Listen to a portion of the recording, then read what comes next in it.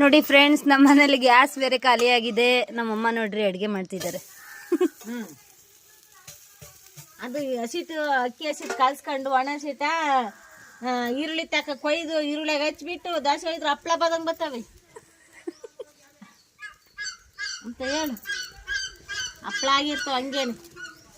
ಗ್ಯಾಸೇ ಕಾಯ್ಕೊಂಡ್ರೆ ಆಗ್ತೈತಿ. ಸೌದೆ 2 ಸೌದೆ 3 ಸೌದೆ ಆತು. ದೋಸೆ ಅಕ್ಕಿ ಹಸಿಟ್ಟು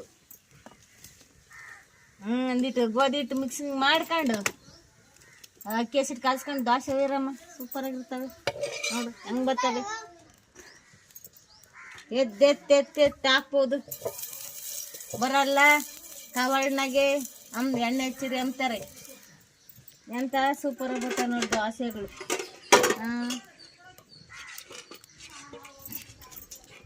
ಅಟ್ಟಿ ಒಂದು ಒಲೆ ಹಚ್ಚೋದು, 2 ಇಟ್ಕೆ ಹಾಕಿ ದೋಸೆ ಒಳ್ಳೆಯದು.